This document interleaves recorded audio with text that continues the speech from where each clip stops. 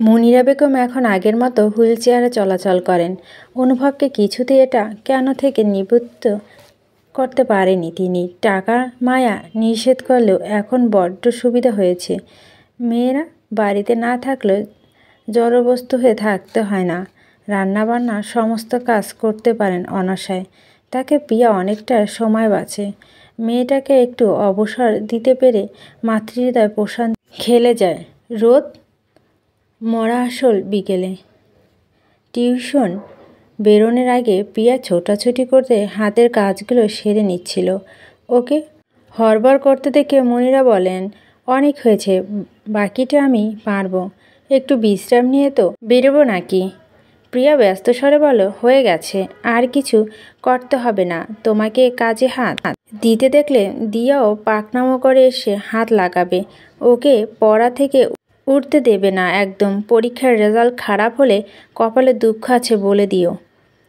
প্রিয়া বাসন মেজে রেখে বেসিনে হাত ধুয়ে নিল। ফোনটা বেজে উঠল।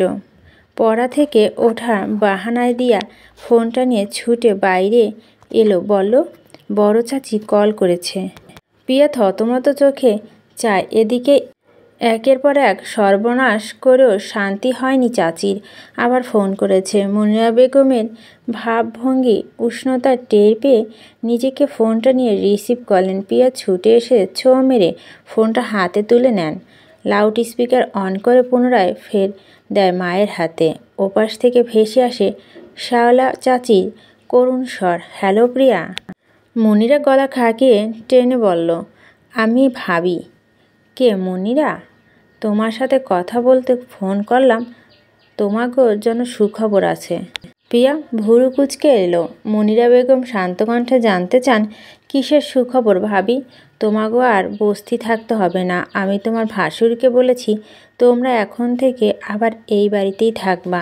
হঠাৎ মুনিরা বেগম হতকম্ব যে মানুষটা তাদের দাঁড়িয়ে সুখে ছিল এখন আবার ফিরিয়ে নিতে চাইছে কেন? এক মুহূর্তে যেন ভাবলেস প্রিয়ার বাবা জেল থেকে মুক্তির সময় এগিয়ে আসছে। ফিরে নিশ্চয় তিনি সম্পত্তি হিসাব চাইবেন, অংশ চাইবেন, সন্তানদের বঞ্চিত করার কৈফিয়তও চাইবেন। হয়তো তখন কিছুটা ঝামেলা পড়বে ভাইয়া। সেই ঝামেলা এড়াতে আবার তাদের ফিরিয়ে নিয়ে মীমাংসা করতে চায়, যদিও সম্ভাবনা ক্ষীণ। কারণ জেলখানাটা ভাইকে কৌশলে বঞ্চিত করে সমস্ত সম্পদ আত্মসাৎ করে তাদের একটু ঝামেলা পোহাতে হয় না। উপরন্তু ভাইয়ের পঙ্গু স্ত্রী এবং সন্তান তাদের কাছে বোঝা ছাড়া কিছুই না। মুনিরা বেগমের ধোঁয়াশার মাঝে শাওলা মৃদু গুন্ডিয়ে উঠে উত্তর দিল, হঠাৎ না, অনেক দিন ধরেই ভাবতেছি, সময়ের অভাবে বলা হয় নাই। তোমার স্বামী দোষ করেছে, শাস্তি পেতেছে। আমি আমার নিষ্পাপ দুই মেয়ের কিসের শাস্তি পাচ্ছি? কথার মাঝে মুনিয়া বেগম প্রশ্ন ছুড়লেন। স্বামী স্ত্রী হইলে একে অপরের অর্ধেক অঙ্গ, কাজেই স্বামীর দোষের ভার তোমারও বহন করতে হইতেছে। তোমার ভাগ থেকে তোমার মেয়েদের মনে করো আল্লাহ তোমাগো শাস্তি দিচ্ছে। শাস্তি মেয়ার শেষ, তোমরা বাড়ি ফিরে আসো। সবাই আমি বুঝাইছি এতগুলো দিন তোমাগো থাকতে অসুবিধা হইব না। শেষ কথা করে শায়লা আবারও ঘুঙ্গিয়ে উঠলেন। মুনিরা বেগম বলেন, আপনি অসুস্থ নাকি ভাবি? আর বইল না গো। মুনিরা সিঁড়ি থেকে পিছলে পড়ে মাজাটা গেছে। আজ এক সপ্তাহ বিছানায় পড়েছি, উঠাবার ক্ষমতা বুঝি গেল। হাগামুতা সব ঘরের মাঝে। বড় মেয়েটার বিয়ে দিলাম, মেজোটার ধারের কাছে আসে না এখন। খালি বলে আমার ঘরে নাকি গন্ধ। কই কাকে খাইয়ে পরিয়ে বড় করলাম। ছোটোকালে কার হাঁকমুখ পরিষ্কার করলাম। এখন সে আমারটা সহ্য করতে পারে না। প্রিয়া ক্ষীণ চোখে চায় মায়ের দিকে। সুখবরের কারণটা জলের মতো পরিষ্কার এখন। হাতি কাদায় পড়েছে, টেনে তোলার অবস্থায় নেই, তাই কাদায় নেমে সেবা যত্ন করার লোকের প্রয়োজন। এখনও ফিরে গেলে যে প্রিয়াদের নিজেদের বাড়িতে কাজের লোক হয়ে থাকতে হবে, ফরমাসে খাটাতে হবে, এই নিয়ে কোনো সন্দেহ অবকাশ নেই। লালা বিছানা পড়ে নিজের স্বার্থ ছাড়া কিছুই ভাবে না। প্রিয়া খুব করে বলতে ইচ্ছে হলো, অন্যের শাস্তি খুব সুন্দর ব্যাখ্যা দিলেন, তাহলে নিজে কেন এই দুরবস্থা? তার কোনো ব্যাখ্যা আছে কি চাচি? তার বলা যায় না, কে কতটুকু সুখ দুঃখ দাবিদার তা নিয়ে কথা বলতে ইচ্ছে করে না, কিন্তু প্রিয়া সংখ্যা মার গলে গিয়ে মেনে না নেয়। ওকে অবাক করে মুনিরা বেগম এই প্রথম শক্ত গলায় বলেন, মেয়ে বিয়ে তা তো জানালেন না ভাবি। এখন আমাদের ভাগ্যে শাস্তি শেষ হয়নি বলে দাওয়াতে কাতারও পড়িনি। লায়লা আমতা আমতা করে বললেন, এত তাড়াহুড়া বিয়ে হলো যে সবাইকে ডাকতেও পারিনি। তুমি তা ভেবে রাগ কইরো না মনিরা, চলে আইসো বাড়িতে। রাগ করিনি ভাবি, আগেও করিনি, এখনও করি না। আপনার জন্য দোয়া করি, আল্লাহ আপনাকে শেফা দান করুক। আপনি আমার মেয়েদের জন্য দোয়া করবেন। সামনে শুক্রবার প্রিয়ের বিয়ে। আমি গরিব হলে কাউকে দাওয়াত দিতে কার্পণ্য করব না। মেয়ের বিয়ে দিয়ে ছেলে সন্তানের শখটা পূরণ করতে চলছি। একটা ছেলে নেই বলে কম গঞ্জনা তো শুনিনি। এবার মেয়ে বিয়ে দিয়েই ছেলে আনবো, তাদের নিয়েই বাকি জীবন আমার চলে যাবে। আমাদের বিলাসবহুল বাড়ি দরকার নেই। তার মানে তুমি আসবা না? শাওলার কণ্ঠে কোমলতা মুছে গেছে। আপনাকে দেখতে নিশ্চয়ই যাব।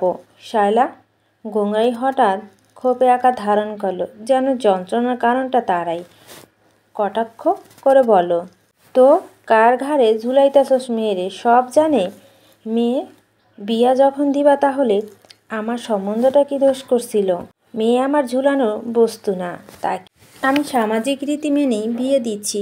চোখের সামনে সংসার করবে জামাই বিচক্ষণ বলেই সব জানতে সংকোচন হয়নি। আপনি ভালো থাকবেন ভাবি, পিয়ার টিউশন করাতে যাবে, দেরি হয়ে যাচ্ছে। মুনিরা বেগম উত্তরের অপেক্ষা না করে ফোন রাখলেন। দিয়া লাফিয়ে উঠে বলল, আপুর বিয়ে পড়ব না আর এই কয়দিন। সে ছুটে গিয়ে বই খাতা গোছাতে লাগলো। পিয়া লজ্জানত হয়ে মায়ের বৃদ্ধা আঙ্গুলে দিয়ে মেজে ঘুরতে থাকে। মুনিরা বেগম তাকে বলে, বাবার কাছ থেকে দোয়া নিয়ে আয়, বলিস আমাদের নিয়ে চিন্তা না করতে। পিয়া জায়গা থেকে নড়ে না, ডাকে, মা। আমাদের এইরূপ অবস্থার জন্য বাবার উপর তোমার রাগ হয় না? মুনিরা দীর্ঘশ্বাস গোপন করেন না, বলেন, তো রাগ হয়, ভীষণ। বাবা একটা ভুলে আমাদের গোটা পৃথিবী বদলে গেল। আমার উজ্জ্বল ভবিষ্যৎ ছিল সামনে। দিয়া সুরক্ষিত কৌশল ছিল। তুমি হুইল চেয়ার ছেড়ে এতদিনে নিজের পায়ে হাঁটতে পারতে। কেউ আমাদের চোরের মেয়ে বলে গালি দেওয়ার সাহস পেত না। খাবারের কষ্ট থাকতো না, আর না থাকতো অনিরাপত্তা। বাবা কেন এই ভুলটা করলো? আমরা না হয় অল্প খেতাম, অল্প পড়তাম, তাতেও সয়ে যেত। অসম্মান লাঞ্ছনা সইতে কষ্ট হয়। প্রিয়ার চোখ ছলছল করে। মনিরা হুইল চেয়ারে ঠেলে নিকট যান, ওর হাত ধরে নিজের কাছে টেনে আনলেন। প্রিয়া হাঁটু করে বসে মায়ের কোলে মাথা রাখে। মনিরা বলে, প্রিয়া মানুষ অপ্রিয় রূপ কারোই সহ্য হয়, আমারও হয়নি, কিন্তু এটা তো সত্যি, মানুষটা আমাদের সঙ্গে কখনো অন্যায় করেনি, স্বামীর দায়িত্ব পিতার দায়িত্ব হেলা করেনি। এতদিন বাদে হঠাৎ লোভে পড়ে ভুল পথে কেন পা বাড়িয়েছিল তা উত্তর আজও মেলাতে পারি না। পাপকে ঘৃণা করলে পাপীকে ঘৃণা করতে পারি না। হয়তো লোভের ফাঁদে পা দিয়ে ফেলেছেন, শাস্তি তো পাচ্ছে, অনুশোচনা দগ্ধ হচ্ছে। স্বয়ং আল্লাহ যেখানে তার অনুতপ্ত বান্দার প্রতি ক্ষমাশীল, আমি তো অতি তুচ্ছ কোমল প্রাণের মানবী। বাবাও রাগ পুষে রাখে না। মা, অনুভবকে নিয়ে দেখা করতে যা, দুজনে দোয়া নিয়ে আয়। রেজাউল করিম বিস্ময় তাকিয়ে আছেন অতিশয় সুদর্শন ছেলেটির দিকে। এরপর সপ্রশ্ন দৃষ্টি তাকান মেয়ের পানে। প্রিয়া জুতুথুতু ভঙ্গিতে মাথা নত করে আছে। বাবার সঙ্গে আগে যেভাবে চড়ুইয়ের মতো কিচিরমিচির করত, এখন আর তা পারে না সে। রেজাউল করিম মেয়ের চোখে চোখে রেখে কথা বলতে পারে না। লজ্জায় দৃষ্টি আপনাতে ঝুঁকে থাকে, কিন্তু আজও না দু চোখে বিস্ময়। প্রিয়ার মুখ কিছুই বলতে পারছে না, জড়তা আর জীব জমে গিয়েছিল। অনুভবের ওনার সংশয় দূর করল। সালাম দিয়ে, বাবা কেমন আছেন? রেজাউল করিম থমকে গেলেন। সুপুরুষ যুবকের কণ্ঠে বাবা ডাক শুনে ঝটকায় তাকালেন মেয়ের দিকে। প্রিয়া শাড়ি পরে এসেছে। বছর দেড়েক আগে বাচ্চা একটা মেয়েকে তিনি ফেলে এসেছিলেন, আর সে মেয়েকে এরূপ পরিণত দেখে বেশ ওনার বুকের ভিতর শুকিয়ে থাকে। মমতাখানি যেন খামচে ধরে। চোখ ছলছল করে উঠল। বলো, তোমার কি বিয়ে করে নিয়েছো? অনুভব সামান্যতম না ঘাবড়ে বলিষ্ঠ সুরে বলল, জি না বাবা, আমরা আপনার সম্মতি চাইতে এসেছি। পরিস্থিতি যাই হোক না কেন, কন্যাটি আপনার। মেয়ের জন্য আপনার চেয়ে বড় শুভাকাঙ্ক্ষী এই পৃথিবীতে আর কেউ নেই। তাই নিজের পক্ষ থেকে কন্যাকথার কাছে বিবাহের আর্জি পেশ করতে এসেছি এবং একই সাথে একজন পিতৃহীন সন্তান হিসাবে আবদার করতে এসেছি আপনাকে আমার বাবা বলে ডাকার সুযোগ করে দেওয়ার জন্য। রেজাউল করিম ছেলেটি স্পষ্টতা স্বচ্ছতা বিভ্রান্ত হলেন। কিছুটা সময় লাগলো ব্যাপারটা ধরে। কারাগারের ভিতরে একজন পাত্র ওনার কাছে বন্যা হাত চাইতে এসেছে। এ যেন ভাবনা অতীত চমৎকৃত ঘটনা। তিনি নিশ্চিন্তে স্বরে বলেন, তুমি কি আমার এবং আমার পরিবার সম্পর্কে সম্পূর্ণরূপে অবগত? জি বাবা, আম্মু অর্থাৎ প্রিয়া মায়ের সঙ্গে আমার এই নিয়ে কথা হয়েছে, আমি সব জানি। তবে আপনাকে আমার ব্যাপারে অবগত করা প্রয়োজন। অনুভব রয়েছে নিজের ব্যাখ্যা বিস্তার জানালো ও বলল, ভুল না, একমাত্র ভাই তার সঙ্গে নেই, চাকরিটা এখনো হয়নি, দুটো টিউশনের ওপর ভরসা করেই সংসার করার সাহস করে ফেলেছে। আরও একটা টিউশন শুরু করতে চাইছে এ মাসে। বিলাসিতা দিতে না পারলেও ভরণ পোষণের বেলায় কোনো গাফিলতি সে করবে না। অনুভব একাকী পুরুষ, প্রিয়ার মাধ্যমে একটা পরিবার গঠন করতে চায়। ও চায় না শুধু একটি পরিবার। রেজাউল করিম দ্বিধান্বিত হন। বিচক্ষণ দৃষ্টিতে যতদূর বুঝতে পারেন, ছেলে এবং মেয়ের মাঝে একটা হৃদয়ঘটিত সম্পর্ক ঘটে গেছে। কিন্তু পরিবারহীন, আশ্রয়হীন, চাকরিবিহীন এক ছেলের সঙ্গে ওনার মেয়ের বিয়ে দিয়ে কি করে দেবেন? আর এই বয়সে তো তিনি কখনোই মেয়েকে বিয়ে দেওয়ার কথা ভাবতে পারবেন না, অন্তত গ্র্যাজুয়েশন কমপ্লিট করার আগে তো নয়। পর মুহূর্তে নিজের বর্তমান অবস্থার কথা মনে পড়ে। ভাবনার রাশ টানেন। বললেন, মুনিরার মত কি? আম্মুর অমত নেই। তিনি আপনার মতামত পেলেই সিদ্ধান্ত চূড়ান্ত করবেন। রেজাউল করিম আর কিছু ভাবল না। মুনিরা শিক্ষিত, আধুনিক, রুচিশীল মনের মানুষ, যথেষ্ট বিচক্ষণ, বুদ্ধিমতী। সে যেহেতু সম্মতি হয়েছে, নিশ্চয় সব দিক ভেবেই হয়েছে। রেজাউল করিম ওদের বর্তমান অবস্থাতে এমন কিছুই জান না। মুনিরা জানাতে বারণ করেছে, তবে তিনি বোকা নন। প্রতিবার মেয়ে হাল দেখে বুঝতে পারেন ওরা ভালো নেই। নাদুস নুদুস সুরেতে মেয়েটি শুকিয়ে গেছে। গায়ে উজ্জ্বল ফর্সা রঙটা রোদে ঝলসে গেছে। কোমল নিদাক হাত দুটো এখন রান্নার ফলে কাটাছেঁড়া, পোড়া, ছ্যাঁকা লাগানো দাগ। কতটা দুঃসহ সময়ের মাঝে দিয়ে গেল এইরূপ অবস্থা হয় তা তিনি কিছুই তা অনুমান করতে পারেন। বেদনার মাত্রা তখন আরও বাড়ে। যে সন্তানকে কোনো দিন ফুলের টোকা দেয়নি, সে সন্তান বাস্তবতার নিষ্ঠুর হাতে প্রতিনিয়ত অত্যাচারিত হচ্ছে। রেজাউল করিম বলেন, মনিরার ওপর আমার মতামত নেই। সে যেহেতু এমন সিদ্ধান্ত নিয়েছে, নিশ্চয় ভেবেচিন্তে নিয়েছে। শুধু আফসোস, আমার মেয়ের বিয়ে আমি নিজের হাতে দিতে পারবো না। কে জানে ভাগ্য আর কতদিন আমার জীবন থেকে কেড়ে নেবে। বাবা, প্রিয়ার বাবা একটা হাত আঁকড়ে ধরে। ছোটবেলার রাস্তা বের হলে যেভাবে বাবার হাত ধরে থাকতো, সেভাবে বুকের ভিতর থেকে উতলে উঠে কান্নাটুকু তার কণ্ঠে রোধ করে। নিঃশ্বাস ভারী হয়। সে তার কিছুই বলতে পারে না। দীর্ঘদিন বাদে কন্যা থেকে পাওয়া এটুকু স্পর্শ রেজাউল করিমের মনকে তারল্য পরিণত করেন। তিনি কোনো মতে বলেন, বাবাকে ক্ষমা করিস মা, জীবনে সবচাইতে গুরুত্বপূর্ণ সময় আমি তোর পাশে থাকতে পারলাম না। অনুভব বলল, আপনি চিন্তা করবেন না বাবা, আপনার অবর্তমানে আপনার পরিবারকে দেখে রাখার দায়িত্ব আমার। যদিও আপনার মতো পারবো না, তবুও কতটুকু পারলাম আপনি এসে মিলিয়ে নেবেন। যতটুকু কমতি রয়ে যাবে তা শিখিয়ে পূরণ করে দেবেন। আর বিয়ে দেখা নিয়ে আফসোস করবেন না। আপনি ফিরলেই আপনার অনারে আমরা আবার জাঁকজমকপূর্ণ বিয়ে করব। আধ ঘন্টা পেরোতে ওদের সময় ফুরালো। কন্যা বিদায়ের ক্ষণের মতো বেদনাদায়ক এই মুহূর্ত ধরা দিল পিতা কন্যার মাঝে। অশ্রুসিক্ত চোখে কারাগার থেকে বেরিয়ে আসে পিয়া। অনুভব ওর মন ভালো করতে চকোবার আইসক্রিম কিনে দেয়। পিয়া তাতে কামড় বসিয়ে বলে, একটা কেন, আপনি খাবেন না? অনুভব পিয়ার হাত ধরে নিজের মুখের কাছে আনে। পিয়া আইসক্রিমে ঠিক সেখানে কামড় বসিয়ে যেখানে কামড় বসায় চোখ টিপে বলে, ভাগাভাগি করে খাওয়ার অভ্যাস করে নাও, টাকাও বাঁচাতে ভালোবাসাও বাঁচবে। ইস, কি হিসেব করে চলেন যেন। এখন থেকে চলবো। আমাদের ভবিষ্যৎ হাঁসের বাচ্চাদের জন্য আগে ভাগে প্রস্তুত নিতে হবে তো নাকি? পিয়া রাগ করতে গিয়েও মুখ ঘুরে হেসে ফেলে। অনুভব ওর গাল টেনে দিয়ে স্বর্গতুকিক বলল, আমার হাসু শুধুই আমার। শুক্রবার সকাল উৎসবের আমেজে বিছানা ছেড়ে টুকটুকি গোসল করে কাঁচা হলুদ রঙের একটা শাড়ি জড়িয়েছে গায়ে। সাজগোজ একটু কমতি রাখেনি। বন্ধুদের মধ্যে প্রথম কারো বিয়ে হচ্ছে, হোক সেটা বড় কি ছোট, আনন্দ উল্লাসে কোনো কমতি ওরা রাখে না। গতকাল রাত 1:30 পর্যন্ত বন্ধুরা মেসেঞ্জার গ্রুপে অ্যাক্টিভ ছিল।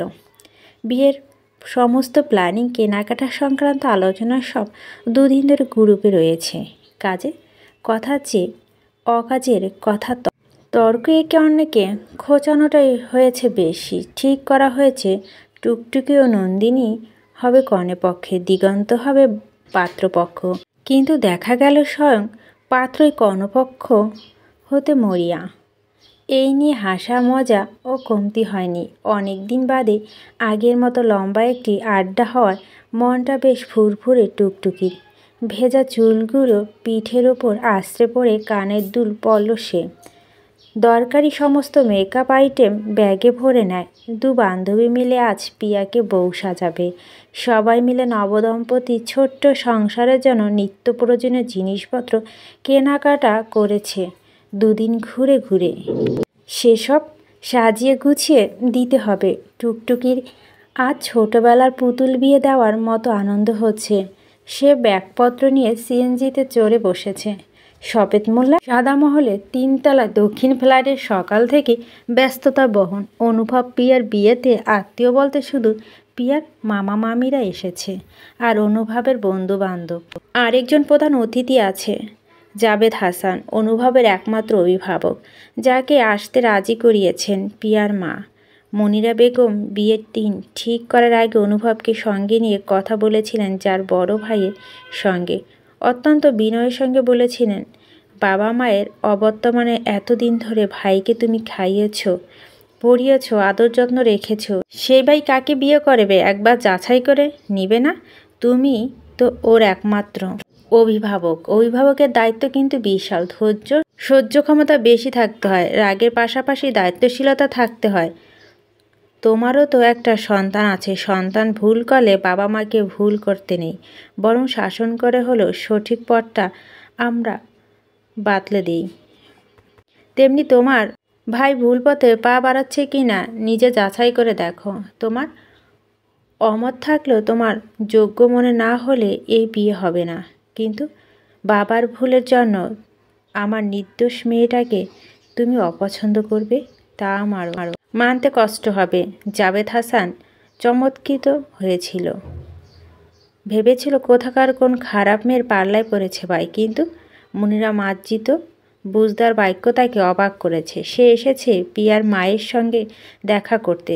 শিক্ষিত, নর্ম, বুদ্ধিমতী একজন মায়ের আন্তরিকতা জাবেদ মুগ্ধ হয়েছেন। ক্ষোভের সঙ্গে পুষে রাখা ভুল ধারণাগুলো কথা বলার সময় ক্রমেই বানোয়াট মনে হয়েছে নিজের কাছে। দ্বিধা কেটে গিয়ে অনেকটা একমাত্র ভাইয়ের বিয়েতে আসবে বলে আশ্বাস তো দিয়েছে। জাবেদের একবার বলতে ইচ্ছে হচ্ছিল বিয়ের পর নতুন বই নিয়ে অনুভব তার ফ্ল্যাটে উঠুক, কিন্তু সম্পর্কের জল ঘোলা হয়ে গেছে। অন্তরা নিজের সংসার দেবর এবং দেবরানীকে মানতে পারবে না। কখনো কখনো দূরত্ব সম্পর্ক ভালো থাকে, কিন্তু এই সম্পর্কগুলো আত্মার সান্নিধ্য, আত্মীয়তা না বলে নাকি সামাজিক রীতিতে সৌজন্যতা বলাই বোধহয় ভালো। বেলা 10টা পিকআপ ভ্যান নিয়ে হাজির হলো দিগন্ত। বিয়ে উপলক্ষে সমস্ত কেনাকাটা বন্ধু মিলে করল। দিগন্ত আলতোভাবে একটা সেগুন কাঠের খাট উপহার দিচ্ছে। রুমে এনে খাটটা ঠিকঠাক বসে তোষক চাদর পেতে ক্লান্ত হয়ে সেই খাটে শুয়ে পড়েছে। দুহাত দুদিকে প্রসারিত করে সে না স্বস্তির নিঃশ্বাসটা ফেলতে যাবে, তখনই দেখলো হলুদ শাড়িতে নন্দিনী আসছে। এতক্ষণ সে পাশের রুমে কনের রূপচর্চা নিয়ে ব্যস্ত ছিল বলে দেখা হয়নি। নন্দিনী ওকে শুতে দেখেই খাকিয়ে উঠল, এইটা কি হুতনের সময় কাম নাই তোর? দিগন্ত কিছুক্ষণ ফ্যাল ফ্যাল করে নন্দিনীকে আপাতমস্তক দেখে, এরপর কপাল কুঁচকে বিরক্ত গলায় বলো, কি বিশ্রী লাগছে তোকে, মনে হচ্ছে সরিষা খেতে ভূত চলে আসছে, সামনে থেকে সর। এসব ডাগিনী মাকড়া লুক দেখলে মেজাজটা খারাপ হয়ে যায়। মেজাজ ধুয়ে পানি খা, বাসর ঘর সাজানো ফুল কই, সময় মতো না পাইলে হালুম ডাহিনী তোর কল্লা জাস্ট আলাদা কইরা দিবে। দিগন্ত মুখ ঝামটা দিয়ে চলে যেতে যেতে বলো, সকল কাজই তো এক, আমি নিজেরা সব পটের বিবি সেজে হুকুম চালাও, তা নিজের হাতে সাজাতে গেলি কেন? বললে আমি সাজিয়ে দিতাম। নন্দিনী ওর যাওয়ার দিকে চোখ ছোট ছোট করে তাকিয়ে থাকে। মুনিয়া বেগমের অনুভবের বন্ধুদের আন্তরিকতায় রীতিমতো মুগ্ধ, দিয়া উৎসাহে ঘুরঘুর করছে আশেপাশে। বহুদিন বাদে একটা উৎসব আবহ পেয়ে গেছে সে। অভুজ আনন্দে বলে উঠল, ভাইয়ার আপুকে প্রতিদিন বিয়ে দাও মা, তাহলে প্রতিদিন মজা হবে। ওর কথা মুনিরা বেগম হেসে ফেললেন। কতদিন বাদে সকলে প্রাণ খুলে হাসছে। এই হাসিটি অমলিন থাকুক, দোয়া ছাড়া আর কী বা করতে পারেন মেয়েদের জন্য। পিয়া আছে অপুরান্ত অবসর। টুকটুকি ও নন্দিনী তাকে যেভাবে বলছে সেভাবেই থাকতে হচ্ছে। মাথা চুল থেকে পায়ের নখ অবধি পরিচর্যা লেগেছে দু বান্ধবী মিলে। নামমাত্র হলুদের রীতি রক্ষা সকলে হলুদের শাড়ি পরে এসেছে দু বান্ধবী। পরনে রয়েছে পিয়ারও, বিছানায় হাঁটু গুটিয়ে বসে আছে ও। লাজুক আবার ঠোঁটে কোণে অপসারিত হয়ে গুটিয়ে যাচ্ছে বারবার। পাশে টুকটুকি ভিডিও কলে বন্ধুর সাথে তর্ক করছে। অনুভব অনুনয় করে বলে চলছে, একটাবার দেখতে দে না। তুই এমন পাষাণ ছিলি না টুকটুকি, আমার ভালো বন্ধু তুই। বাচ্চাকাল থেকে একসাথে আছি আমরা এই খাতিরে। উফ, কোনো খাতির চলবে না, বন্ধু ভুলে যা আজকের জন্য। আমি কনেপক্ষ আর তুই বরপক্ষ। টাকা ছাড়া কোনো কাজ হবে না, ফেলো করি মাখো তেল। আচ্ছা, চকচকে 10 টাকার নোট দেব, এবার দেখতে দে। একটা মাত্র বউ আমার, তা হলুদের সাজ না দেখলে সারা জীবন আফসোস থেকে যাবে। এইসব ফাঁকিবাজি চলবে না, 10 টাকা আজকাল ভেলপুরিও জোটে না। তোর বউয়ের একটা ডিমান্ড আছে তো নাকি? সারা জীবনে আফসোসে দাম 10 টাকা হতে পারে না। দাম বাড়াও নতুন জামাই। দিগন্ত ওপাশ থেকে বলল, আচ্ছা 8 আনা বাড়িয়ে দেব, চলবে? টুকটুকি কটাক্ষ দৃষ্টি হেনে বলল, এখন বোঝ হুদা ইকৃতরে ফহিনীর পোলা বলে না। আর তুই কি করতেছিস? বন্ধুর ইমোশন নিয়ে সিনিমিনি খেলতে শুরু করছিস। দিগন্ত চোখ পাকায়। টুকটুকি পাত্তা না দেওয়া ভঙ্গিতে বলো, তোদের ইমোশন ভ্যালুলেস? সেটা তো জানতাম না। দিগন্ত হতভম্বী করে উঠে, এত বড় অপমান! এই আমার চেক বই, ডেবিট কার্ড, ক্রেডিট কার্ডগুলো কেউ বের কর।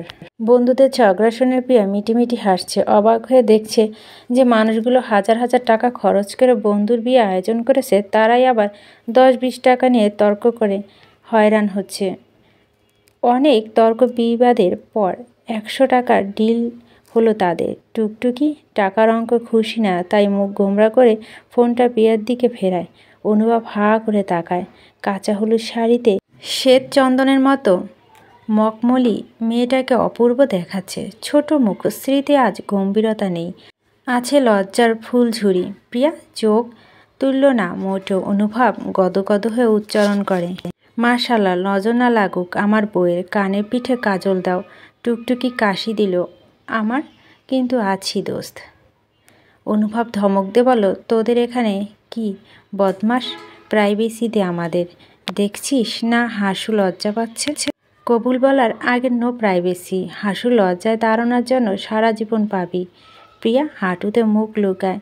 পাজি লোকটা নিজে তো হাসু ডাকে, এখন তার বন্ধুরাও হাসু বলেই ডাকছে। বোধ হয় তার বিয়ার নামটা শুধু খাতা কলমে লেখার জন্য থাকবে এক সময়। কিন্তু আশ্চর্য বিষয়, প্রিয়া রাগ হচ্ছে না। হাসু নামটাতেই আপন মনে হচ্ছে, তার চেয়েও বেশি আপন সম্বোধনকারী মানুষটা। ছাদের প্রান্তে গোধূলি নিবিড় ছায়াতলে নবদম্পতি ফটোশ্যুট আয়োজন করা হয়েছে। অনুভব বেশ সাবলীন ভঙ্গিতে লজ্জারাঙা বউকে আঁকড়ে ধরে আছে। তার পরনে কালো শেরওয়ানি, পিয়াকে সাজানো হয়েছে টুকটুকে লাল বেনারসিতে গাজরা ফুলের মালা ঘাড়ের দুদিকে দিয়ে ঝুলছে। দু হাত ভর্তি চুড়ি, টুংটাং শব্দ যেন প্রণয়ের মৃদঙ্গ হয়ে বাজছে। পিয়া কাজল রাঙা দু চোখে ভাসছে ছল ছল জল। কবুল বলতে গিয়ে কেঁদে ফেলেছিল কিনা। দু মা মেয়ে কান্না ইস্তফা দিতে বন্ধুরা ওদের ছাদে এনে ছবি তুলল। নন্দিনী এবার পরপর পোজ দেখাচ্ছে। দিগন্ত ক্যামেরাম্যান হয়ে শুয়ে বসে বিভিন্ন অ্যাঙ্গেলে নবদম্পতি ক্যাপচার করছে। টুকটুকি মাঝখান দিয়ে ক্যামেরাম্যানকে হাইজ্যাক করে নিজের ছবি তুলে নিচ্ছে। অনুভব কবুল বলার পর থেকে এক মুহূর্তের জন্য পিয়ার হাত ছাড়েনি। সকলের সামনে অস্বস্তি পিয়ার বেশ কয়েকবার ছাড়াতে চেয়েছে। প্রতিবারই অনুভব করা চাউনিতে তাকাচ্ছে, যেন পিয়া মূল্যবান কিছু ছিনিয়ে নিতে চাইছে। হাত ঘেমে একাকার দুজনের, তবুও ছাড়ার নাম নেই। বিয়ের দিন যা নমুনা দেখাচ্ছে তাতে সারা জীবন যে কী পরিমাণ জ্বালাবে ভাবতেই পিয়া হয়রান। অনুভব সকলের অগোচরে ওর কানে পিঠে একটা ছোট চুমো খেয়ে ফিস ফিস করে বলল, প্রিয়তমা হাসু। অনুভব মত্তে হতে, আপনি প্রস্তুত তো? প্রিয়া শুকনো ঢোক গিল, থুতনি ঠেলে রইল বুকের সঙ্গে। এক অচেনা অনুভূতি ওর মনে অলিগলি গ্রাস করে নিচ্ছে, জানান দিচ্ছে অন্তরে অন্যকে আধিপত্য ছড়াচ্ছে সদব্যে। বাসর সাজাতে সাজাতে রাত 10টা বেজে গেছে। বন্ধুরা সবাই এখন বাড়ি ফিরে। দিগন্ত একলা পেয়ে অনুভবকে খোঁচা দিয়ে বলল, দোস্ত, সবচেয়ে মজবুত খাটটা কিন্তু দিয়েছি, সেগুন কাঠের, ভাঙার সম্ভাবনা নেই। তাও যদি ভাঙে একটু লজ্জা পাবি না, আমি আবার মজবুত খাট আনিয়ে দেব। অনুভব কপট রাগের ভঙ্গিতে ওর পিঠে ঘুষি দিল। ছেলেটা যে লজ্জার টুকটুকে লাল হয়ে, সেটা সুদর্শন অনুভবকে না দেখলে বুঝতই না দিগন্ত। সেই লালাভা আভায় মিশে আছে প্রিয় মানুষটার পাওয়ার সুখ। ঠোঁটের কোণে লেপ্টে আছে পূর্ণতার মৃদু হাসি। প্রিয় মানুষকে পেয়ে সে আজ জগতের সবচেয়ে সুখী পুরুষ। ঘড়িতে রাত 11:30 বাজে। পিয়াদের ফ্ল্যাটে নির্জন হয়ে উঠছে। 2 বেডরুমের ফ্ল্যাট, স্থান সংকুলা না হওয়ার প্রিয় মামা মামি রাতের দিবা দেয় নিয়েছে। মা ও দিয়া সারাদিন ধকল গেছে বলে পিয়া নিজেই ওদের শুতে পাঠিয়েছে। নিজে দাঁড়িয়ে আছে রান্নাঘরের দরজার সামনে, দক্ষিণের ঘরে দরজাটা ভিড়িয়ে রাখা। সদ্য বিয়ে করা স্বামী সেই ঘরে তার অপেক্ষায়। পিয়া পায়ে যেন শেকড় গজিয়েছে। এই ঘরে যাবে ভাবলে বুকের ভেতর ধুর ধুর কাঁপন ওঠে। 8 ঘন্টার বেশি সময় ধরে সে 1 পা এগিয়ে 2 পা পিছিয়ে যাচ্ছে। কোনো সিদ্ধান্ত নিতে এতটা প্রেশানি তার হয়নি। গায়ে বেনারসি টুকটুক করছে, মেকআপে তোলা হয়নি। ক্লান্তিতে দাঁড়িয়ে থাকতে কষ্ট হচ্ছে। এদিকে মনের ভিতর অজানা ঝড় তাণ্ডব নীলা চালাচ্ছে। অনুভব নববধূর অপেক্ষা করে এক পর্যায়ে বিরক্ত হয়ে বাইরে উকি দিল। প্রিয়া লাফিয়ে গোছানো বাসনগুলো আবার গোছাতে শুরু করলো। অনুভব বিরক্ত হয়ে বলল, ওখানে কি? এই তো একটু। প্রিয়া মিথ্যা বলতে পারছে না বলে চুপ করে গেল। অনুভব আর কথা না বাড়িয়ে আবারও ভিতরে চলে যায়। 5 মিনিট বাদে আবার উকি দিয়ে দেখলো প্রিয়া এক জায়গায় চুপচাপ দাঁড়িয়ে আছে। অনুভব ওর সামনে এসে হাত ধরল, বলল, এসো। প্রিয়া জায়গা থেকে নড়ছে না, ওর হাত ঘামছে, কাঁপছে। তুমি কি বাসর রাতটা এখানে বাসি করে মতলব করছো? অনুভব কথাটা এত জোরে বলল যে প্রিয়া সন্দেহ হলো মা শুনে ফেললো কিনা। লজ্জায় সে তড়িঘড়ি করে ঘরে ঢুকলো। অনুভব মুচকি হেসে পিছনে এসে দরজা বন্ধ করে। নির্লজ্জতার সীমা পার করে ফেলেছেন আপনি। ঘরে ঢুকে প্রিয়া কটমটো করে বলে উঠল। অনুভব ওর গা ঘেঁষে দাঁড়িয়ে বলল, তুমি যে ধৈর্য সীমা পার করে ফেলেছ তার বেলায়? অর্ধেক রাগ তো দাঁড়িয়ে দাঁড়িয়ে কাটিয়ে দিলে। প্রিয়া নিশ্চুপ, মম করা ফুলে সুবাস নাসগ্রন্থ ভেদ করতে রাগের শতস্ফুলিঙ্গ নেতিয়ে আবারও লজ্জার ফুলঝুরি ছুটল। অনুভব তার চুপসে যাওয়া মুখশ্রী দেখে স্মিত হাসে। আর একটু ভগড়ে দেওয়ার অভিপ্রায় হুট করে কোলে তুলে নেয়। প্রিয়া আত্মা লাফিয়ে ওঠে, খামছে ধরে স্বামীর কাঁধের কাছে পাঞ্জাবি। প্রথম সীমাহীন বিস্ময় এবং পরবর্তীতে লজ্জা খেলে যায়। শরীর কেঁপে থরথর করে। টেনে টেনে শ্বাস ন্যায় অনুভব ওকে কোলে রেখে খাটে বসে। উদ্বিগ্ন হয়ে গালে হাত রেখে বলে, এই কি হলো তোমার? এত প্যানিক হচ্ছ কেন? পানি খাবে? পিয়া চোখ বুজে কোনো মতে মাথা নাড়ে। পানি খাবে সে। ভেবেছিল পানি আর আনার সুবাদে অনুভব কোল থেকে নামাবে, কিন্তু বদলোক হাতে বাড়িয়ে গ্লাস পেয়ে গেল, সব একদম পরিপাটি করে রাখা। পানির বদলে ওর সামনে ধরলো দুধের গ্লাস। পিয়া পানির টেস্টটা পেয়েছিল সত্যি। দুধ দেখে মুখ কুঁচকে ফেলল। অনুভব তা খেয়াল করে বলল, অপছন্দ? আমি বাইরে থেকে পানি খেয়ে আসি। পিয়া উঠলে চাইল, ওকে পেঁচিয়ে রাখা অনুভবের হাতটা শক্ত করে পেটে চেপে ধরে দুষ্টুপূর্ণ চাপা স্বরে বলে, উফ, এটা খেয়ে নাও, মনে হচ্ছে এনার্জি আজ তোমার দরকার। পিয়া দুঢোক খেয়ে আর পারল না, গা গুলিয়ে উঠেছে। অনুভব আর জোর না করে পিয়া লিপস্টিক গ্লাসে যেখানটা দাগ পড়েছে সেখানে মুখ লাগিয়ে পাখিটা খেয়ে ফেলল। ওর ঠোঁটের ওপর গোপের মধ্যে দুধ লেগে গেছে। পিয়া তো দেখে ইশারা করতেই অনুভব ফুরফুরে গলায় বলে উঠল, বইয়ের আঁচল থাকবে, আমি কষ্ট করতে যাব কেন? মুছে দাও। অনুভব মুখ বাড়িয়ে দেয়। প্রিয়া অতিষ্ঠ চোখে চেয়ে শাড়ির আঁচল ঠোঁট মুছে দেয়। দুজনে স্পর্শ উপাত্ত বিনিময় করে। প্রিয়া বিমূর ক্রমে বেড়ে চলছে। বিপরীতে বাড়ছে অনুভবের মুগ্ধতা। সে প্রথম দিন তার সৌন্দর্য নিয়ে বিদ্রুপ করা মেয়েটা এখন তার বউ। অনুভব তাকে মনে প্রাণে উজাড় করে ভালোবাসে। বুকের মধ্যে রঙে বেরঙে প্রজাপতি উঠতে থাকে। তা ভাবলেও অনুভব উদ্বেলিত ভাবেগে বশীভূত হয়ে প্রেয়সী ঠোঁটে একটা আর্দ্র চুমু খেয়ে উদ্দিত হয়। ঠিক তখনই ফোনটা বিকট শব্দে বেজে উঠল। আমার ঘুম ভাঙে গেল রে মরার কোকিলে। আবেশী সময়টুকু মুহূর্ত খান খান হয়ে গেল। অনুভব হতভম্ব। এমন রিংটন কম্পনকালও তার ফোনে ছিল না। প্রিয়া ঠোঁট চেপে হাসি আটকে কোল থেকে নেমে গেল। ও ফ্রেশ হওয়ার প্রয়োজন, তাই অনুভব আর আটকালো না। মেজাজ খারাপ করে ফোন হাতে নিয়ে দেখল নন্দিনী কল করেছে। বুঝতে বাকি নেই এমন রিংটন আইডিয়া কার থেকে বেরিয়েছে। হে মামা, হোয়াটসঅ্যাপ। ফোনের ওপার থেকে নন্দিনী উৎফুল্ল কণ্ঠ ভেসে আসে। অনুভব দাঁতে কিরমির করে বলো, কোকিলের বাচ্চা, রাত 12টা ফোন করে জানতে চাচ্ছিস হোয়াটসঅ্যাপ? তোদের সামনে পেলে বুঝিয়ে দিতাম মেজাজ কতটা আপ। আর কোনো বাক্য ব্যয় না করে অনুভব ফোন কাটল। প্রিয়া ফ্রেশ হতে বেরিয়ে মাঝে আরও একটা ফোন এলো। এবার কল করেছে দিগন্ত। বুঝতে বাকি নেই সব প্রি প্ল্যান্ড। অনুভব ফোন রিসিভ করলো অন্তত শান্ত মেজাজে। দিগন্ত ফোকাস হেসে বলল, ফোনের আউটগোয়িং সার্ভিসটা ডিস্টার্ব করেছিল কয়েকদিন, বুঝলি? জাস্ট দেখেছিলাম কল ঠিকঠাক যায় কিনা। ভেবেছিলাম ফোন বন্ধ থাকবে তোর। তুই এত রাত জেগে আছিস দোস্ত? হ্যাঁ দোস্ত, হাবুডুবু খেলবি? দিগন্ত শব্দ করে শ্বাস ফেলে বলো, আমার কি সেই কপাল আছে? বিয়ের বয়স হয়েছে, এতদিনে বাপ মা জোর করে বিদেশে পাঠিয়ে দিচ্ছে। হায়, এই মধ্যরাতে এসে মনে হচ্ছে হাবুডুবু খেলার জন্য হলেও একটা মনের মানুষ চাই। হ্যালো শিকু, তুই শুনতে পাচ্ছিস? আই অ্যাম সো ডিপ্রেসড ইয়ার। অনুভব ভয়ঙ্কর গালি দেওয়া থেকে কোনো মতে নিজের জবাব সামলায়। ফোন কেটে সরাসরি সুইচ অফ করে দিল। প্রিয়া ততক্ষণে পোশাক বদলে সুতি শাড়ি পরে বেরিয়েছে।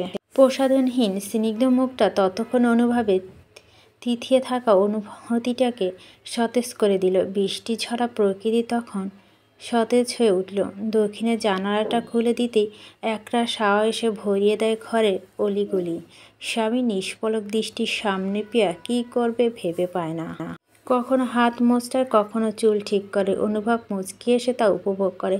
দু চোখে ঘোর লেগে যায়। হাত বাড়িয়ে কাছে ডাকে, এসো। প্রিয়া জড়ো পদার্থের ন্যায় ঠায় দাঁড়িয়ে থাকে। অনুভব ওর কোমল হাতটা মুটিয়ে উপরে জানালার দিকে টেনে এনে পিছন থেকে জড়িয়ে ধরে। ঘাড়ের থুতনি ছুঁয়ে বলে, আমার সব স্বপ্ন লাগছে। তুমি এখন থেকে আমার ব্যক্তিগত মানুষ, আমার বউ। সবচেয়ে সুন্দর পুরুষটাকে তুমি পেয়ে গেছো Hasu. I am proud of you. Priya ভুরু কুচকায়। আপনাকে পেয়েছি বলে আপনি আমার ওপর প্রাউড ফিল করছেন? অনুভব গদগদ করে বলল, হ্যাঁ, তোমার করা উচিত। আপনি নিজের সৌন্দর্যকে খুব ভালোবাসেন, তাই না? অবশ্যই, তার চেয়ে বেশি ভালোবাসি এই মেয়েটার রাগী মুখটা, একেবারে বুকে এসে লাগে। প্রিয়া লজ্জাবন্ত হয়ে মুচকি হাসে। অনুভব ওর কানে ঠোঁটে রেখে আকুল কণ্ঠে ফিসফিস করে, you know I love chocolate and Your smile look like melting hot chocolate. I can't resist myself. শিশির অনুভূতিতে আক্রান্ত প্রিয়া ঘুরে দাঁড়িয়ে স্বামীর বুকে মুখ লুকায়, যেমনটা চাঁদ লুকিয়েছে মেঘের আড়ালে। আগ্রাসী অনুভব ততক্ষণে প্রিয়তমার ওপর অনুরাগের আক্রমণ চালিয়েছে। একই স্পন্দে মত্ত হয়ে উঠছে একে অপরের অবিচ্ছেদ্য অংশ। দক্ষিণা জানালে একরাশ সুখানুভব নিয়ে একটা নতুন অধ্যায় রচনা করতে লাগলো। বাড়িওয়ালা সফেদমালা মানুষটা দেখতে রুক্ষ সূক্ষ্ম হলেও মনটা নামের মতোই পরিষ্কার। তাই বিয়ের পরদিনই অনুভব প্রিয়াকে দুপুরে দাওয়াত দিয়ে বসেছেন। এই সময় নবদম্পতি বাপের বাড়ি শ্বশুরবাড়ি আত্মীয়দের বাড়িতে ঘুরঘুর কুল পায় না। কিন্তু অনুভব প্রিয়া যা বাপের বাড়ি তাই শ্বশুরবাড়ি। যেহেতু ওদের বিয়েটা ঘরোয়াভাবে হয়েছে, আত্মীয় স্বজন তেমন নেই, তাই বউ ভাতের নামে দুপুরে ওদের খাওয়ানোর ইচ্ছে পোষণ করেছেন সফেদ মোল্লা। কিন্তু দাওয়াত দেওয়ার সময় স্বয়ং চিচিংপুর টিমকে উপস্থিত ছিল বলে সফেদ মোল্লার চেয়েও এড়াতে পারেনি ওদের। ভেবেছিল সৌজন্যতা দেখিয়ে দাওয়াত করলে ওরা সৌজন্যতা দেখিয়ে মানা করে দেবে, কিন্তু নন্দিনী নামের দাদাগিরি করা মেয়েটি মোটেও সেটা করল না। গদগদ করে সবার পক্ষ থেকে প্রস্তাব গ্রহণ করলেন। সেই সুবাদে পরদিন হৈ হৈ করে বন্ধুরা হাজির হলেন সাদা রাজ্যে। সাদা মহলে সম্মান রক্ষার্থে আজ নন্দিনী সাদা ফতুয়া এবং ফিসকাট প্যান্ট পরে এসেছেন। ঈশা কোকড়ানো চুলগুলো টুইস্ট করে বেঁধেছে, লাইট মেকআপ করেছে মুখশ্রীতে। দিগন্ত পরেছে সাদা পাঞ্জাবি, গা থেকে মৃদুলয়ে বেরোচ্ছে ভাবসারি লেবু কাঁচা আপেলের লাইন ফ্লেভার লাইট রিফ্রেশ করা সুবাস। টুকটুকিও একই রঙের শাড়ি পরেছে, ঠোঁটে light peachy pink colour lipstick. তিনজনের কোমলে স্নিগ্ধ জড়িয়ে রেখেছেন চারোপার যেই এক ঝাঁক সাদা পায়রা। ওরা এখন অনুভবের ফ্ল্যাটে, জোহরের পর বাড়িওয়ালার ফ্ল্যাটে যাবে। চার বন্ধু নিজেদের স্টাইলে পোশাক পরলে রং মিলিয়ে পরা হয়েছে অনেকবার। আজ অনেক দিন বাদে আবার রং মিলিয়ে পরে ওরা আনন্দিত উচ্ছ্বাসিত। দিনের মধ্যভাগের অনুভবে দু চোখে ঘুম ঘুম ভাব, চোখে লালচে আবার। দিগন্তর অবস্থা দেখে কাছে সরে আসে, দাঁত কেলিয়ে লঘুস্বরে বলে, বারবার হাই তুলছিস যে, রাতে বুঝি খুব ধকল গেছে, একটু ঘুম হয়নি? অনুভব মুখে হাত রেখে হাই তুলে জবাব দেয়, বললাম না হাডুডু খেলছি। সব ঠিকঠাক ছিল, কোনো সমস্যা নেই তো। থাকলে কিন্তু চিন্তা করবি না, আমি তোর কলিজার বন্ধু। না সরি, কলিজা তো হাসু থাকে, আমি তোর কিডনির বন্ধু। আমাকে বিনা সংকোচে জানাবি, ভালো হ্যাভালিস্টের কাছে নিয়ে যাব, এক কোর্সে যথেষ্ট। অনুভব মুখটা লাল হয়ে গেল। দিগন্ত ঘাড়ে থাবা বসিয়ে কপাল কুঁচকে বলে উঠল, আন্টি জানি যে ছেলেকে তিনি কচি খোকা করে রাখতে চেয়েছেন, সেই ছেলে পেকে ঝুনা হয়ে যাচ্ছে।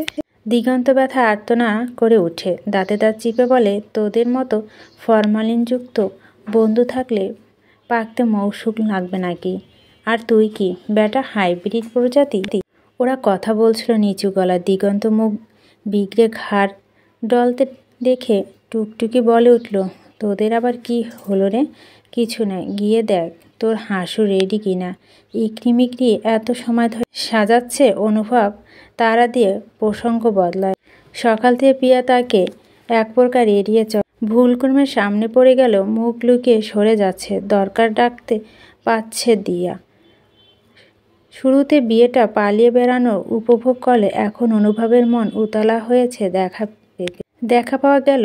আরও ২০ মিনিট বাদে নন্দিনী প্রিয়াকে ঘরোয়াভাবে মিষ্টি করে সাজিয়ে নিয়েছে। নতুন বউ ভাবটা লুটে তুলতে পেরেছিল লাল শাড়ি। শাড়িটা প্রিয়ার মায়ের। এক সময় বেশ শৌখিন পোশাক পরতেন তিনি। উত্তরাধিকারী সূত্রে হোক বা নতুন বাড়ি কিনে দেওয়া অপরাগত মুনিয়া বেগমকে সেগুলো মেয়েকে দিয়েছে। ন্যাফথানিতে গন্ধযুক্ত শাড়িতে মা ঘ্রাণ ও অতীবের সুখ স্মৃতি বিচরিত বলেই বোধহয় প্রিয়ার কাছে শাড়িগুলো সেরা উপহার। বাইরে এসে অনুভবের সামনে পড়ে প্রিয়া গুটিয়ে গেল। শুভ্র পাঞ্জাবিতে দাঁড়িয়ে থাকা সুদর্শন স্বামীকে এক পলক দেখে মাথা নত করে রাখে। ঠোঁটের কোণে খুবই সূক্ষ্ম এক নাজুক হাসি বিচরণ করছে তার। এদিকে অনুভব ঢ্যাপঢ্যাপ করে তাকিয়ে আছে। বউ হয়ে গেলে মেয়েরা হুট করেই এত সুন্দর হয় নাকি?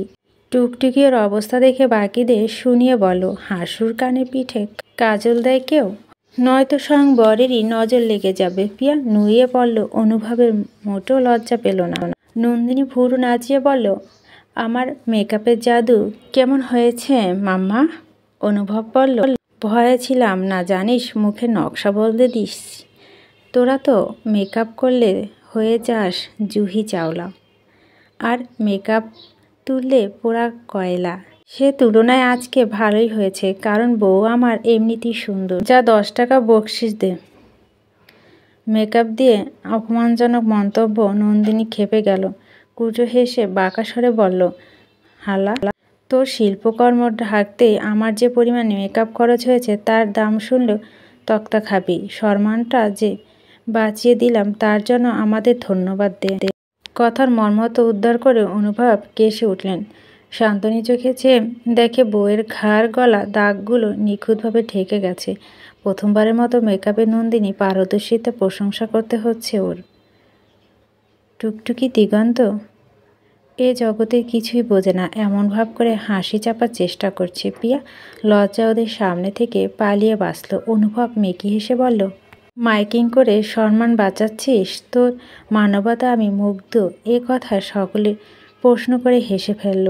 ঘড়ির কাঁটা 1:30 বাজে। দাওয়াতে যেতে দেরি হচ্ছে বলে ইতিমধ্যে দোতলা থেকে রিমাইন্ডার এসে গেছে। অনুভব ইচ্ছে করে পিয়াকে আটকে দিয়ে বাকিদের বলল, তোরা যা, আমরা আসছি। রুমে যেতে যেতে পিয়াকে উদ্দেশ্য করে বলল, আমার হাত ঘড়িটা খুঁজে দাও তো, হাসু সকাল থেকে পাচ্ছি না।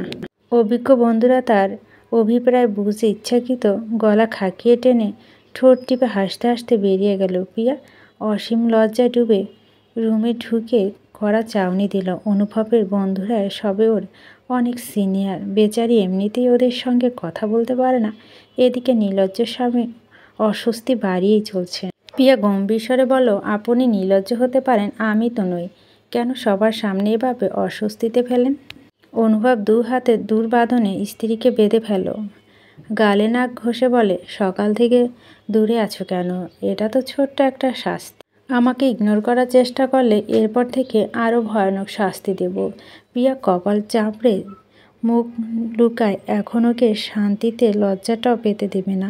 অনুভব ওকে আলতোভাবে দেখে নিয়ে আদেশ দিল, কানের পিঠে কাজল দাও ফার্স্ট। নজর লাগার বিষয়টা আমি বিশ্বাস করি, আমার বউয়ের দিকে কারো নজর পড়ুক সেটা আমি চাই না। পিয়া অনামিকা আঙ্গুলের সাহায্যে নিজের চোখে কোল থেকে কাজল নিয়ে অভাবনীয় ভঙ্গিতে সেটা অনুভবের কানের পিঠে লাগিয়ে দিল। মুগ্ধতা মগ্ন স্বরে বলল, মাশাআল্লাহ, নজর না লাগুক আমার সুদর্শন স্বামীর। স্নিগ্ধ গোধূলি একরাশ ক্লান্তি নিয়ে হাজির হয়েছে নবদম্পতি দুয়ারে। শ্রান্ত অনুভব বাইরে থেকে ফিরিয়ে ফাইলপত্র অবহেলা ফেলে রেখে খাটে বসলো। শার্টের বোতাম খোলার সময় প্রিয়া গুটি গুটি পায়ে পানির গ্লাস নিয়ে হাজির হয়। অনুভব হাসার চেষ্টা করে ওকে দেখে। হাসিটা নিষ্প্রাণ দেখায়। 4 জনের সংসার, ভাড়া বাড়ি, পড়াশোনার খরচ মিলিয়ে অনুভব প্রিয়া দুজনেই সর্বোচ্চ সাহায্য করার চেষ্টা করে চলেছে। একে হাতে সংসারের কাজ করে প্রিয়া। মেয়েটার কষ্ট যেন কম হয় তাই একটা টিউশন কন্টিনিউ করতে বলেছে আপাতত। অনুভব হাতে আছে 2টা টিউশন। চাকরি যেন মর্মাহত বস্তু। সামনে আবার মাস্টারি ভর্তি হওয়ার সময় এসে গেছে। তিক্ত অভিজ্ঞতা ওদের দাম্পত্য মধুর দিনগুলোতে প্রভাব ফেলেছে। দুজনেই তা বুঝতে পারছে, তবু তীব্র মনে জোর ও ভালোবাসা পবিত্র শক্তিকে যেন ওরা সকলে ক্লেশ ঢেকে রাখে। একাত্ম অনুরত থাকে মন। ক্লান্তময় দিনগুলো এসে পুনরুজ্জীবিত হয় একে অপরের স্পর্শে। নব উদ্যম জাগে পরবর্তী দিনের লড়াইয়ের জন্য। অনুভব 3 চুমুকে ঢক ঢক করে গ্লাস ফাঁকা করলো। ফ্রিজে কনকনে ঠান্ডা পানি খেতে ইচ্ছে করছিল ভীষণ। মনে পড়লো বাড়িতে ফ্রিজ নেই। টাকা বাঁচিয়ে নিত্য প্রয়োজনীয় আসবাবপত্রগুলো আগে কিনতে চেষ্টা করেছে। অনুভব ফাঁকা গ্লাস ফিরিয়ে দিয়ে বলল, আর একটু পানি দাও। পিয়া এহেন দিয়ে পাশে বসে স্বামীর বিক্ষিপ্ত চোখ মুখ দেখে বলে, শরীর খারাপ লাগছে নাকি মন খারাপ? বইয়ের একটু আদর পেলে সব খারাপই বাপ বাপ করে পালায়। অনুভব হালকা গলায় মজা করলো, ফ্রেশ হয়ে আসুন, ভালো লাগবে। আমায় এখন রাতে রান্না করতে হবে। অনুভবকে হতাশ করে পিয়া তড়াক করে সরে গেল। বেলা প্রায় ডুবন্ত। দিয়া ছাদে গিয়ে ঘণ্টাখানেক হলো, এখনও না আসার খোঁজে নেওয়ার জন্য পিয়া ছাদে যায়, কিন্তু ছাদে কেউ নেই।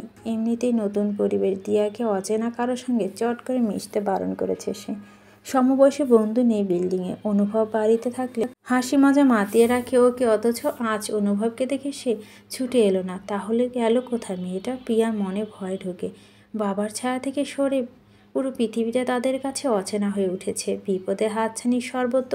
ও রেলিং ঘেঁষে দাঁড়ায়, নিচে উকি দিয়ে রাখে। দিয়াকে দেখে গেল কলা পজিবল গেটের সামনে। ওর সামনে দাঁড়িয়ে আছে রঞ্জু ভাই। প্রিয়া অবাক হয়, নেমে আসে, দূরত্ব পায়। রঞ্জু বোধহয় ইচ্ছে ছিল না প্রিয়াকে দেখা দেওয়ার, তাই মুখোমুখি হতে সে চকিত হয়। পরিপাটি পোশাকে আজ তাকে যথেষ্ট মার্জিত দেখাচ্ছে। ফ্যাকাশে ঠোঁটে হাসার চেষ্টা করে বলল, প্রিয়ামণি কেমন আছো? ভালো। রঞ্জু ভাই এখানে দাঁড়িয়ে আছেন কেন? বাড়িতে আসো না। না না, আমি এদিকে আইছিলাম ছোট ভাই ব্রাদারগুলোকে। দিয়াকে দেখে ডাক দিলাম। শুনছি তোমার বিয়া হইয়া অনুভব ভাইয়ের লগে। নতুন সংসার গোছগাছ কইরা লও, তারপর আইসা দাওয়াত খাইয়া যামো। রঞ্জু কণ্ঠ নিরুত্তর। যতটা উৎসাহ সে প্রকাশ করতে চাইলে তার অর্ধেকটা পারছে না। চুরি পরা হাতে নাকে জল করছে ছোট্ট নাকফুলটা। শেলেকের মতো বিচ্ছে বুকে। তাকিয়ে থাকতে চোখ জল করে।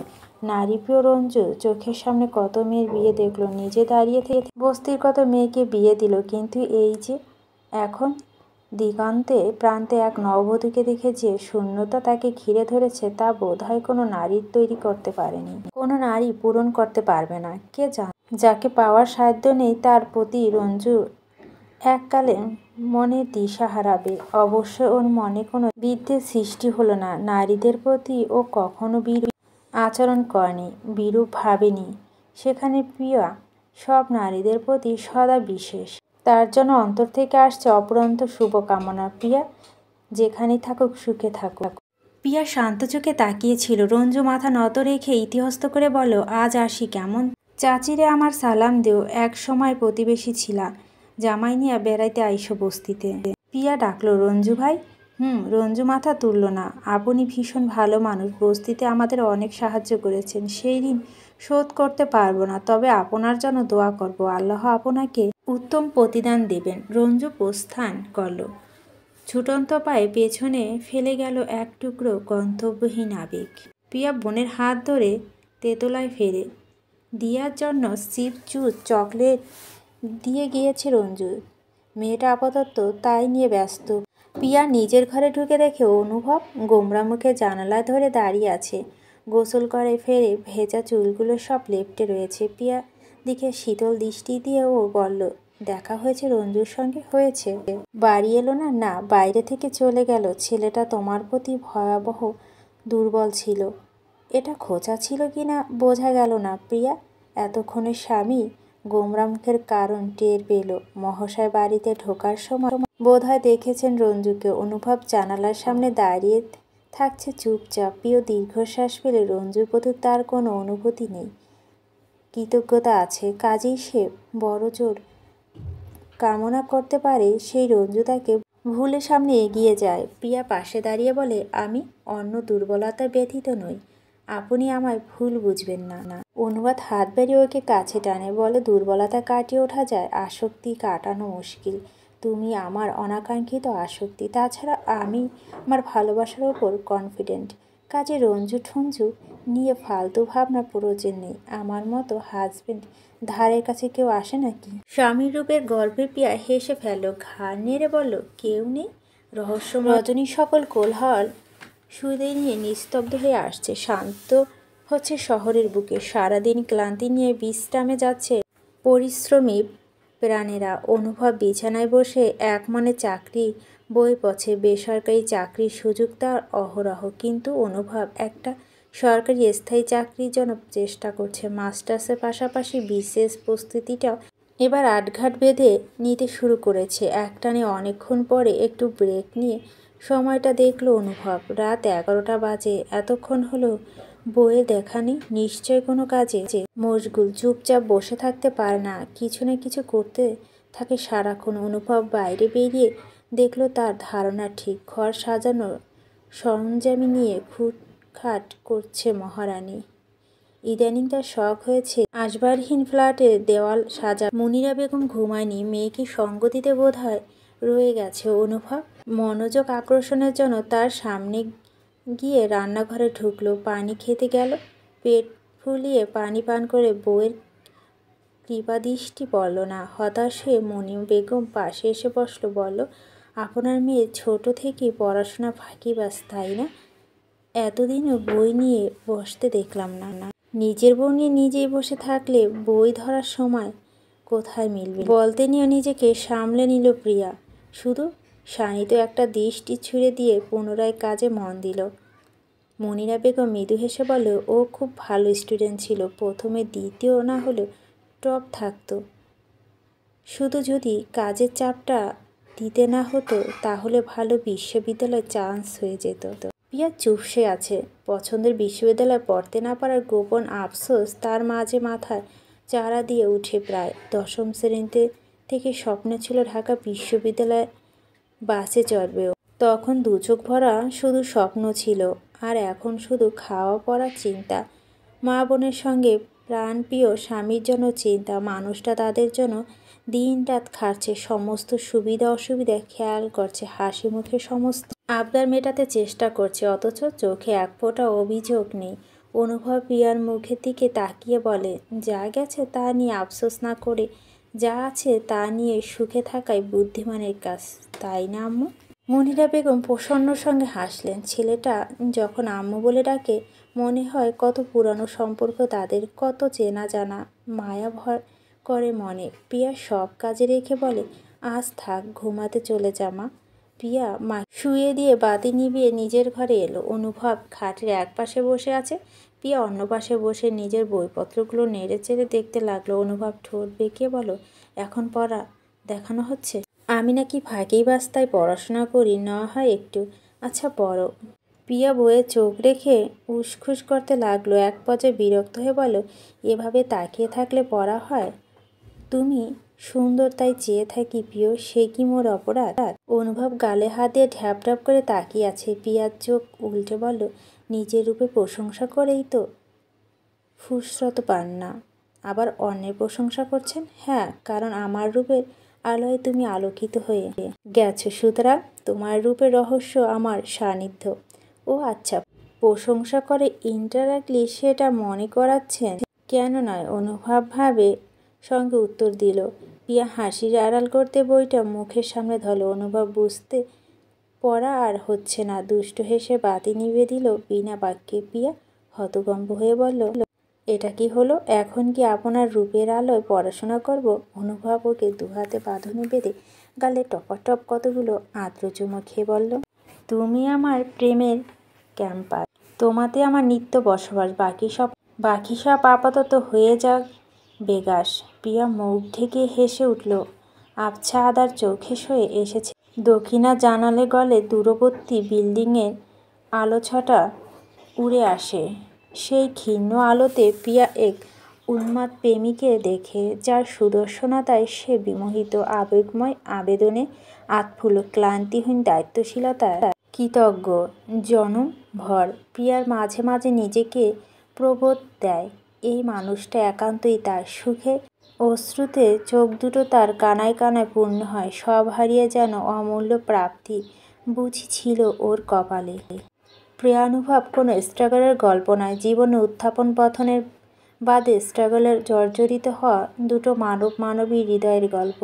ওদের জীবনে তাড়াতাড়ি বদলায় না, কোনো রূপকথার পড়িয়ে সে সোনার কাঠি রূপোর কাঠি ছুঁয়ে ভাগ্যর পরিবর্তন করে দিয়ে যায় না। রোগ শোক তাপ উপেক্ষা করে ওরা নিরন্তর ছুটে চলেছে ভালো থাকার আশায়। তবুও কখনো কখনো ওদের বাস্তবতা পিষ্ট, যন্ত্রণা ক্লিষ্ট মনের জরাজীর্ণ জানালায় প্রেম এসে কড়া নাড়ে, মনের দক্ষিণা দুয়ারে মেলে ওঠে, খানিক জিরিয়ে নেয় আর বলে, জীবন সুন্দর যদি মনের মানুষটা মেলে। সমাপ্ত। গল্পটি ভালো লাগলে অবশ্যই লাইক শেয়ার করে আপনার মূল্যবান মতামতটি জানাবেন। আজকের মতো এখানেই শেষ করছি, আশা হবে নতুন গল্পের সাথে।